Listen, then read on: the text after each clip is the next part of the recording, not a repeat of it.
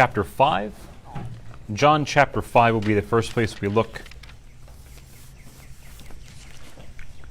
I want to talk about an age-old topic, but maybe in a very slightly different way than we normally talk about it.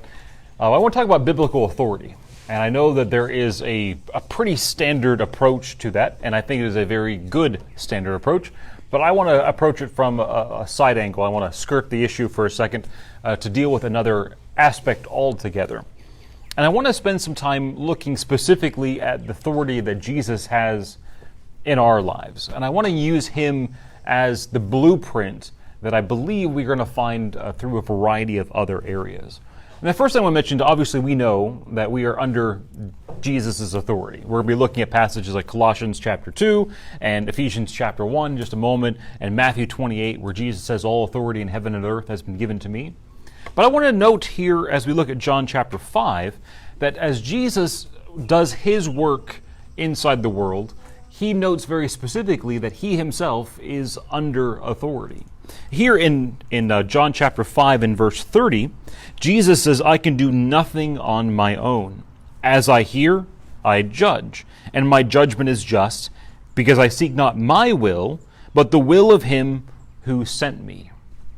As a completely side note, I noticed today as we were going through the Lord's Supper earlier that in Isaiah chapter 53, it mentions that the will of the Lord will prosper or flourish in his hand.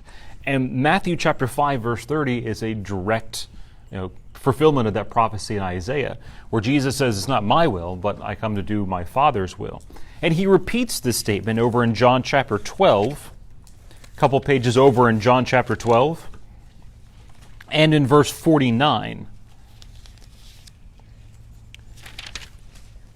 He says here in John chapter 12, verse 49, I have not spoken of my own on my own authority, but the Father who sent me has himself given me a commandment, what to say and what to speak.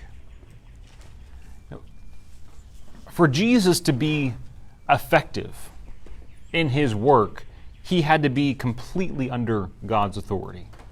And I think he makes a point very clearly throughout John that is the case. What he hears, he speaks. What he is told to judge, he makes the judgment. That all of that revolves around he himself being directly under God's authority. But I want us to consider for a few moments what his attitude was towards that. You think Jesus ever woke up one day, fine, okay, I'll just have to go and preach. It's what God wants, but man, I don't want to do it. Or do we see him being someone who is joyous in the fact that what he hears, he speaks, what he's told to do, he goes and does? With the one exception of where we read this morning for the Lord's Supper. And yet he still goes back to not my will, but your will. For him to be effective, he had to be completely under God's authority. But his attitude, I think, is paramount in that. What kind of attitude did he show? Did he complain and fuss the whole time? Was he a petulant teenager who just, I don't want to do what mom and dad tell me to do? No, he was someone who joyously did what God wanted him to do. Let's look at Colossians chapter 2. We'll run through a couple quick passages. I think they're ones that are pretty familiar to us.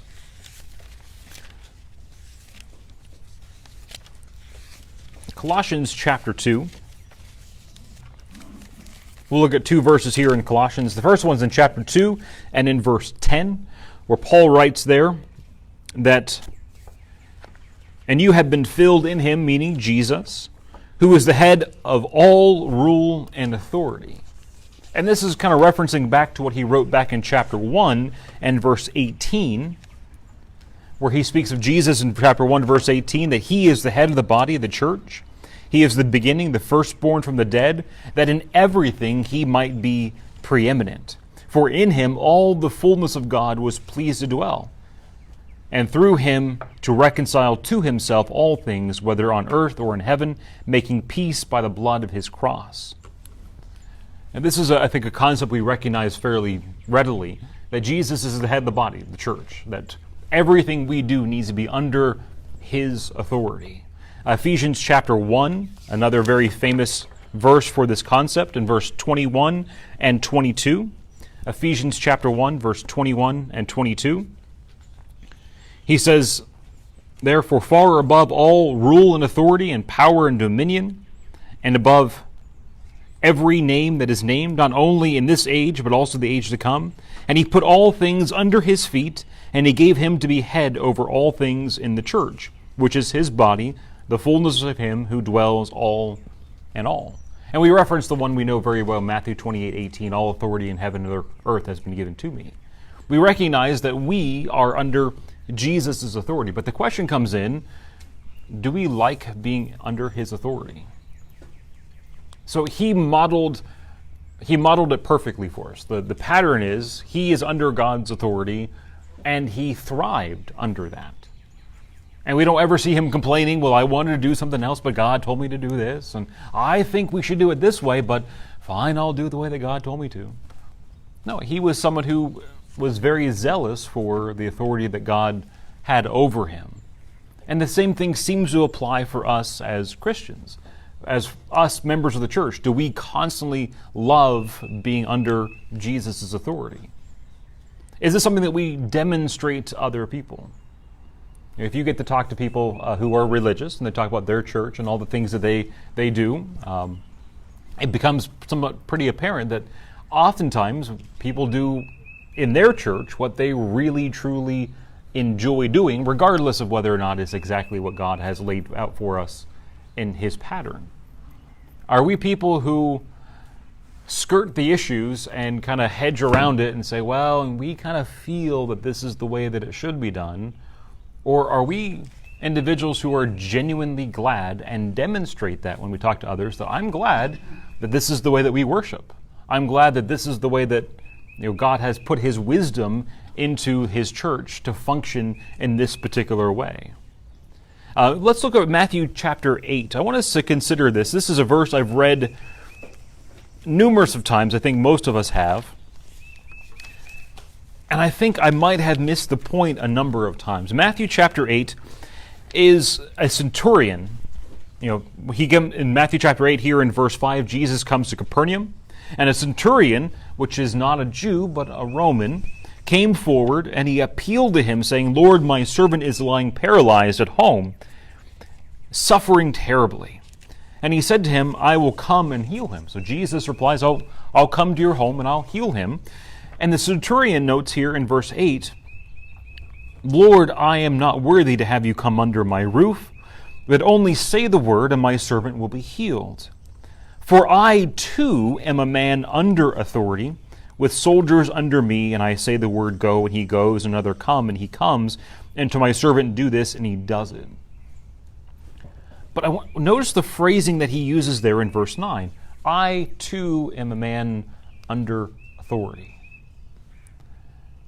And then Jesus' reply is, truly I tell you in verse 10, to those who followed him, truly I tell you that with no one in Israel have I found such faith. The centurion, recognizing that he's a man under authority and being happy with that state, Jesus replies that he's not found faith in Israel such as this person. Not just faith that, yes, I believe you can heal from afar, and yes, I believe you will heal this person, but recognizing that he's under authority, and all you have to do is say, go and I'll go, or come and I come. I found that connection that I think I've missed that whole time. And Jesus praises him both for his faith that the man can be healed and healed from a distance, but also recognizing that he's under authority. Do we show to others that we love being under Jesus' authority, regardless of what he tells us to do?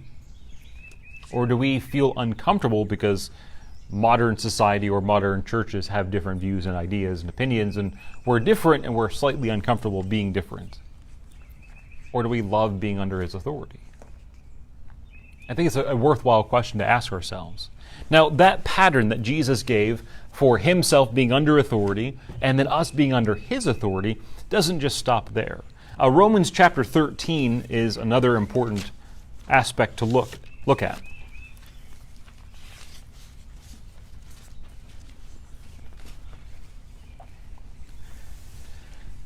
Here in Romans chapter 13, he deals with the government. He says in verse 1, let every person be subject to the governing authorities, For there is no authority except from God, and those that exist have been instituted by God. Therefore, whoever resists the authorities resists what God has appointed, and all those who resist will incur judgment.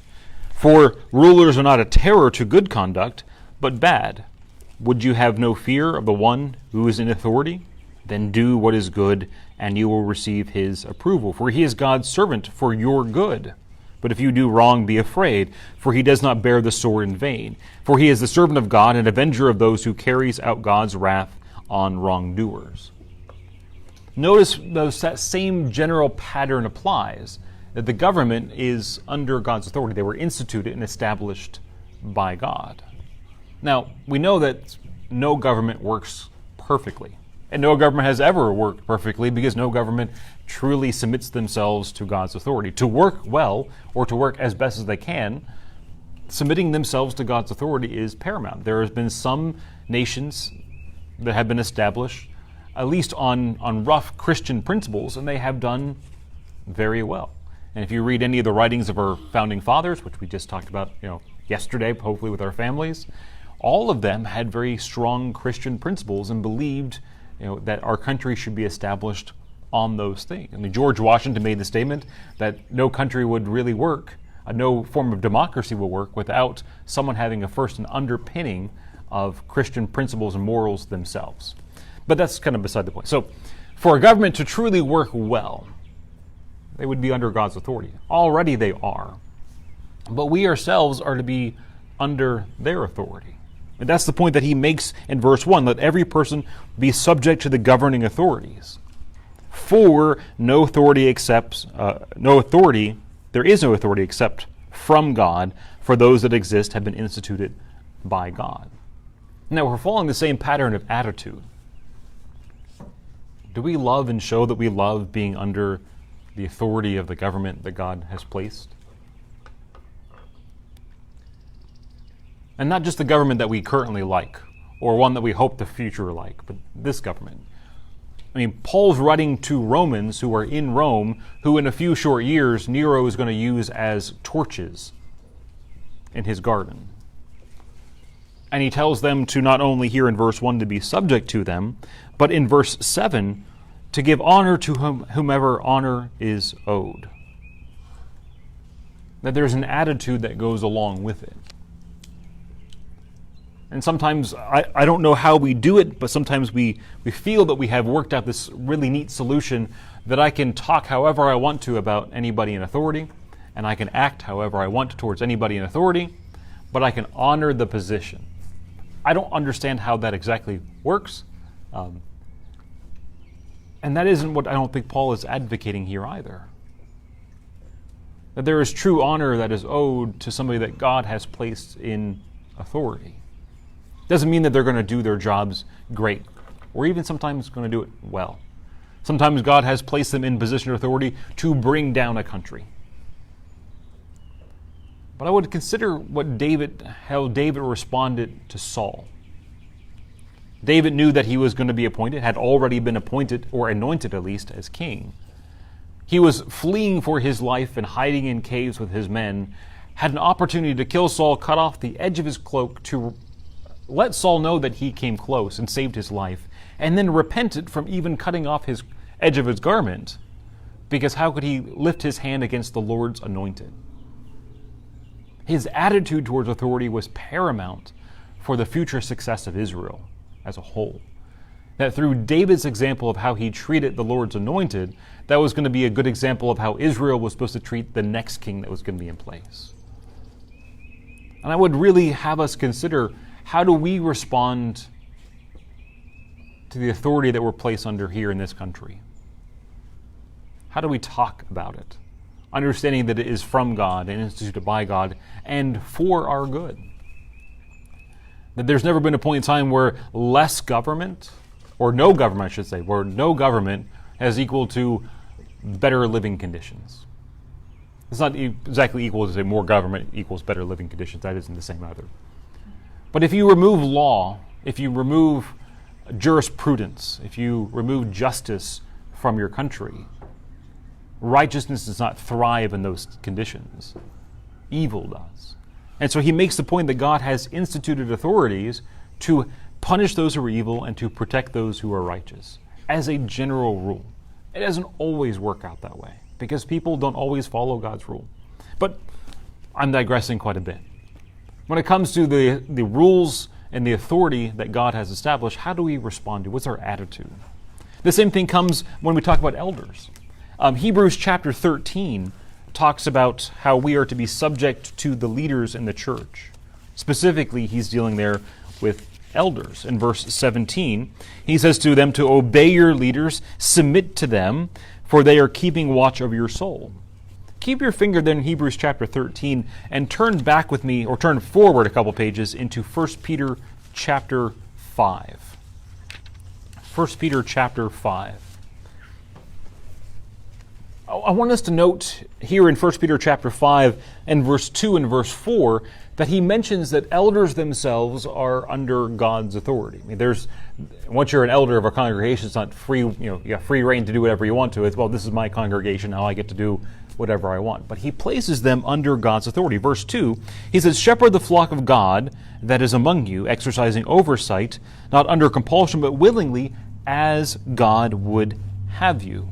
And then in verse 4, he mentions, and when the chief shepherd appears, you will receive the unfading crown of glory. Recognizing that there is another shepherd above the shepherds inside the congregation. And to make it very clear, back in chapter 2 and verse 25, he notes that Jesus is the chief shepherd. For elders to do their job well in a congregation, they have to recognize that they are fully under God's authority. That this isn't their congregation, it's not their rules, it's not their prerogative to do whatever they want to. They have to exercise oversight exactly as God would have them. As they hear, they speak. As they are told to judge, they would judge. That's how that pattern works that we establish with Jesus. At the same time, we also as a congregation are told to be under their authority. If you're there in verse 4, look down with me in verse 5.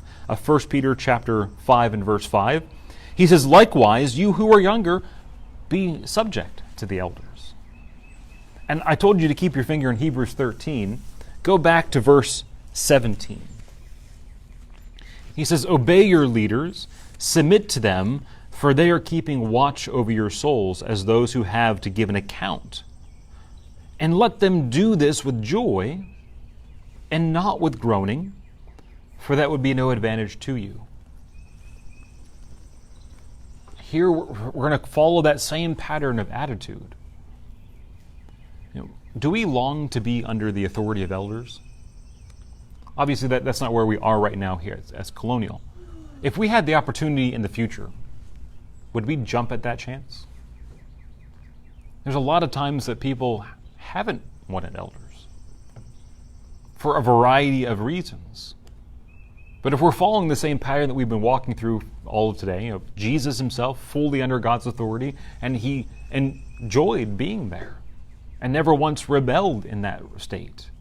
And we are called to be under Jesus as the head of the church and not to rebel in that state, but to rejoice always in all things.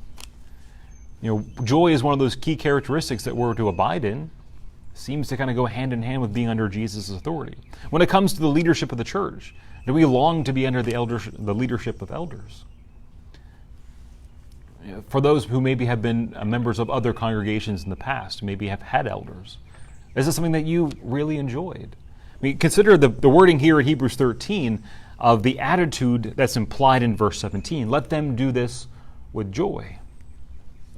That there seems to be an attitude of the congregation that could allow them either to do their job with groaning or to do their job with joy. And that has a lot to do with, I think, our attitude when it comes to their leadership.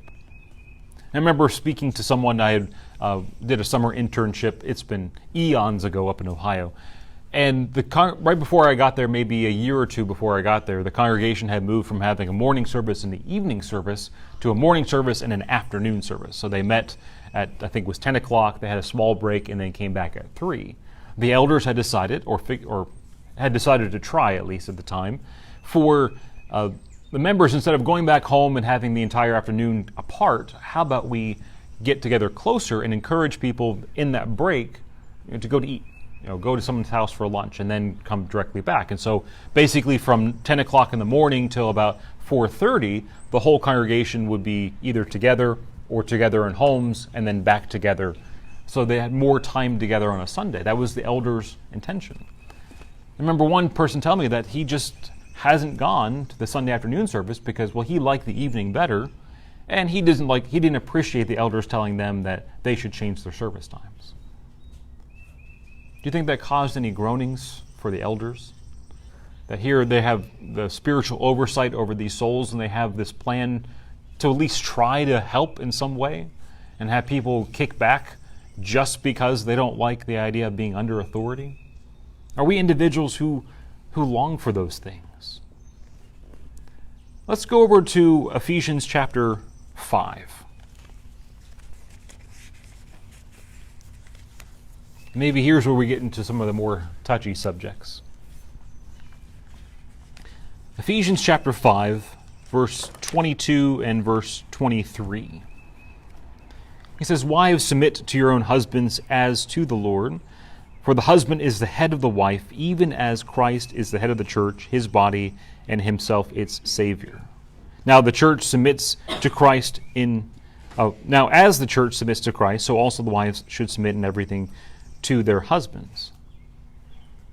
Husbands, love your wives as Christ loved the church and gave himself up for her."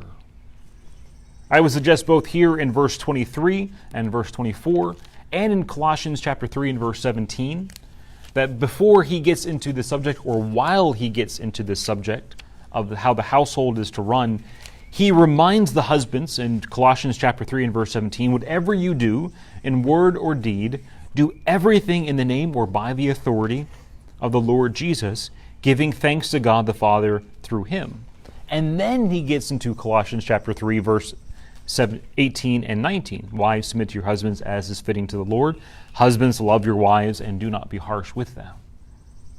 Both of these passages, Ephesians chapter 5 and Colossians chapter 3, make specific references to the husbands and Christ's authority. I think for us as husbands, to do our roles properly, we have to be fully under God's authority. Being the head of the household does not give us the prerogative or the right to do whatever we want to for any reason whatsoever, just so that we have the power and authority to make choices.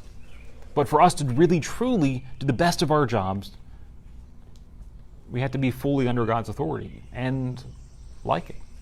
We have to have that attitude that goes along with it. Now, the same thing comes when it comes to wives. As we talked about Christ being the head of the church and elders being having some authority over the congregation, the same thing happens here in Ephesians chapter 5 and verse 22. "Wives, submit to your own husbands as to the Lord." And this is, again, an area where we don't really like to talk about this a whole lot. But if we are following that same pattern that we found through everything else, that when Jesus submitted himself to God's authority, that his attitude was paramount to that. Whenever we submit ourselves to Christ, our attitude should be paramount to that. Whenever we submit ourselves to the government, we should honor. It goes along with the attitude. And the same thing for the elders, as we submit to the elders, whenever we have the opportunity to, that our attitude is paramount to that. But how about when it comes to the role of the family? And I think that in each of these aspects, it's a trickle-down effect. If Jesus were to give us an example of being individuals of himself really hating to be under God's authority and just rankling it all the time, that would have left a very negative impression of what it's like to be under God's authority. But as a positive example, we too we learn to be joyous about being under the authority of Jesus. As elders who love to be under God's authority, that should give a really good example to the congregation of how they should be pleased to be under authority as well. We as husbands should be individuals who love to be under God's authority and rejoice in that. That our roles is not just free and willy-nilly for us to make whatever choices we want to, but our guidelines are set for us. And that's a great thing. It makes our job so much easier. If you just had to be the head of the household with no guidance from God, that would be so difficult. But we should rejoice in the fact that those things come from God. The same thing I think comes for wives. Is there an attitude that goes along with that? And I think that the pattern suggests yes. And that same trickle-down effect, I think, also applies to the children. If you get over to Ephesians chapter 4, he doesn't tell us there as parents in chapter 6, Ephesians chapter 6 and verse 4, he doesn't say, fathers, do not provoke your children in anger, but bring them up however you see fit. But he tells them to bring them up in the discipline and the instruction of the Lord. That as parents, our leadership and our guiding should be completely under God's authority. Makes sense. Do we give our kids a positive example of loving to be under God's authority? As husbands and wives, do we give that same example of loving to be under God's authority? To teach our children to love being under authority. And I realize that feels probably really weird as a concept for us as Americans. We just celebrate an entire day for independence and getting rid of another government. But as Christians, every aspect of our lives is to be regulated and under God's authority. And yet oftentimes do we find ourselves struggling with that. Whether it be it's showing appreciation and love that we are under God's authority in the church for everything that we do. Whether it's our attitude that comes out in the government that God has established and how we interact with that. It's the attitude that shows up in the congregations that if we do or do not want elders, and if you have the opportunity to have elders, how do you interact with them? I think it shows up in the home for the husbands of themselves being under God's authority and how they rule their households, and for the wives of how they respond to that and the attitude that both of those individuals have towards the authority that they're under. And I think that all has an effect on our children and how we raise them to love being under authority.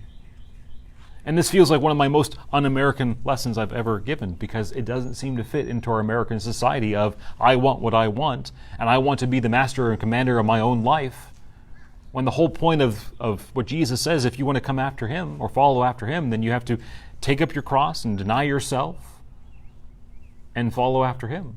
And if you lose your life, you get to find it. But if you save your life, you will lose it in the end. And when it comes to authority, I have to give up all of that over to him. How I raise my children, how I am the husband to my wife, the kind of Christian that I am in the congregation, the kind of worship that I perform, and the things that I believe, all of that is directly controlled under his authority.